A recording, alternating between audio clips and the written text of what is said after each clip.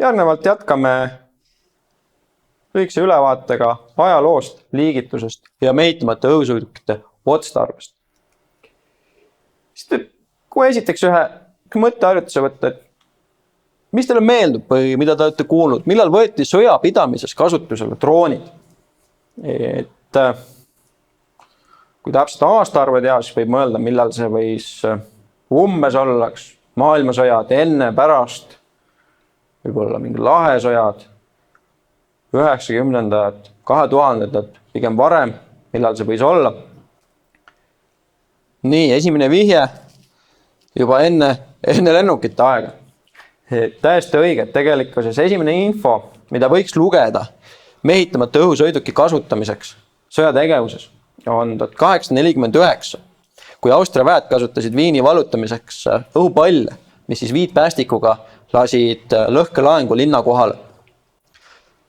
Ei ole küll päris droon, aga samas mehitamata õhusõiduk kasutuses sõjapidamisel eesmärgipäraselt 1849 juba. Sõna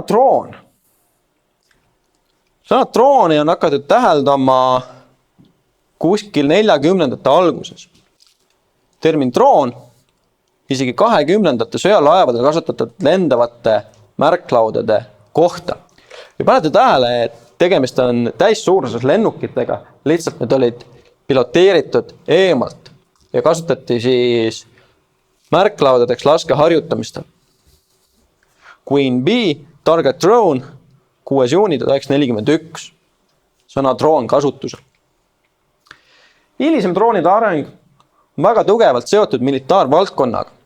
Siin on üks 39 esmalennu teinud OQ-2, väga levinud treeningdroon, samamoodi kasutusel märklauaks, toodetud 9400, sellises suuruses. Enam ei ole täissuurses lennukid, mõnevõrra väiksemad kasutusel jällegi militaarvaldkonnas. Üks väike nüanss vahele. Kuulus filmistaar modell Marilyn Monroe alustas kunagi mehitamata õhusõidukite tehasest koostajana. Ühel päeval jäi ta lihtsalt armee fotograafi kaamera ette ja aasta pärast oli tema nimi juba Marilyn Monroe ja oli ta teleekraanil. Tänapäeva liigume. Väga levinud, laialt kasutusel. RQ-2 Pioneer. Valmistatud 1800, lähme tagasi. Valmistatud 1986 ja kasutati ligi 20 aastat, 21 aastat isegi. Tootmismaht 175 tükki, 35 on endiselt kasutusel.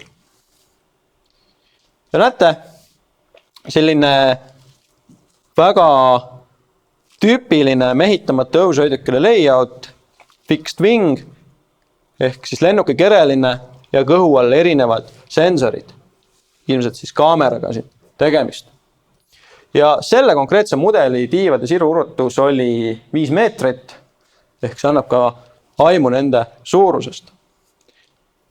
5 meetrit, võib-olla referentsiks, ma arvan, et see ruum, kus te istute ja seda videot vaatate, on kitsam kui 5 meetrit. Edasi, jälle militaarvaldkond. Näete, õhusõidukid lähevad järjest suuremaks. Väga levinud MK1 Predator.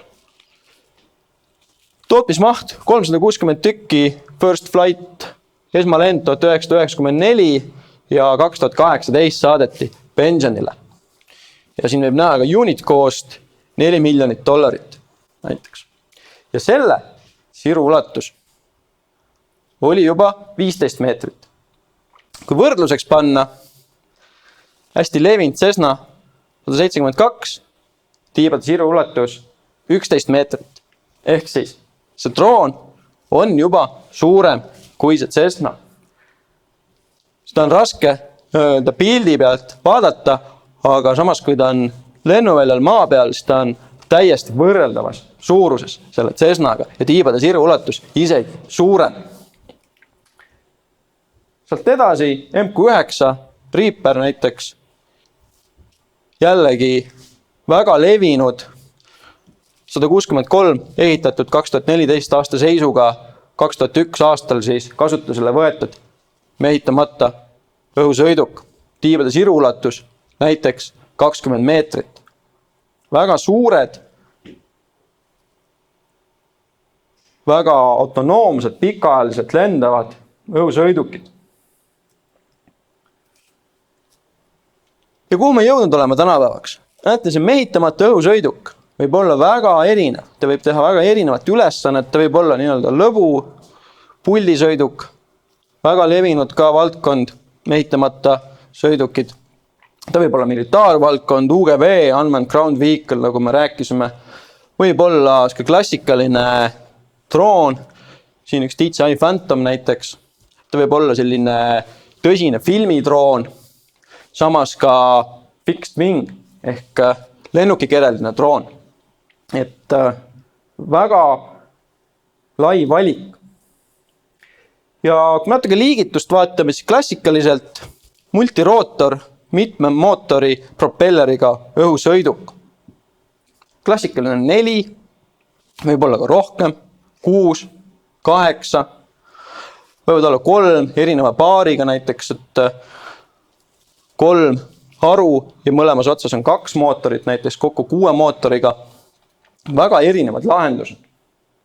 Olla ja erinevad otstarbega. Filmimiseks, sportimiseks või fun factor nii-öelda. Vaba aja veetmiseks levinud DJI droonid. Teine asi lennukikerelised. Fixed wing ehk tiibadega või lennukikerega õhusõiduk. Väga lennukite moodi, kui meenutate, pärast õhupalja väga pikalt olidki mehitamata õhusõidukid lennukikerelised. Väga alguses täislennukite mõõtmetes, hiljem muutusid natukene väiksemateks koopiateks lennukitest. Siit üks erilahendus. VTOL, Vertical Take Off and Landing. Seal ei olegi veel head eestikeelset mõistet, aga vertikaalselt õhku tõusev ja maanduv mehitamata õhusõiduk. Tegemist siis lennukikerega õhusõidukitega, mis suudavad vertikaalselt õhku tõusta, minna üle lennurežiimi ja ka seejärel vertikaalselt uuesti maanduda. Samamoodi kopterkerega või koptertüüpi mehitamata õhusõidukid.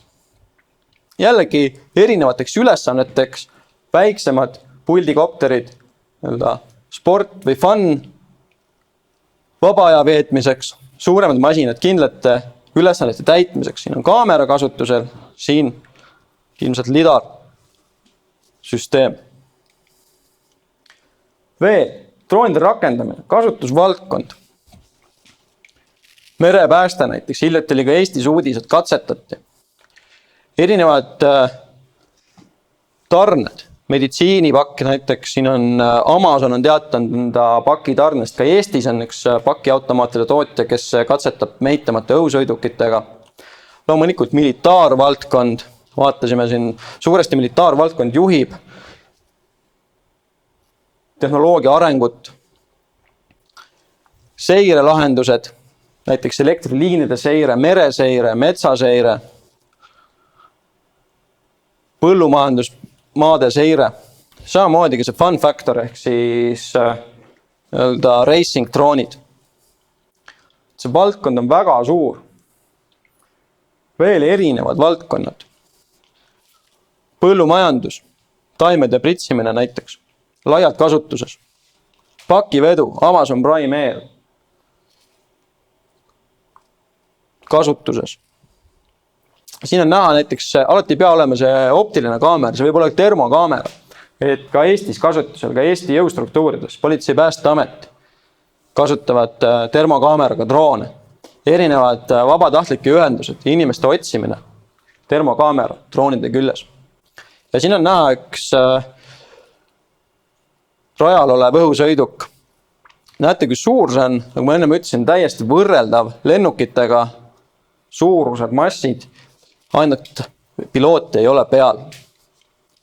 See oli lühike ülevaade droonide ajaloost, nende liigitamisest ja erinevatest kasutusvaldkondadest.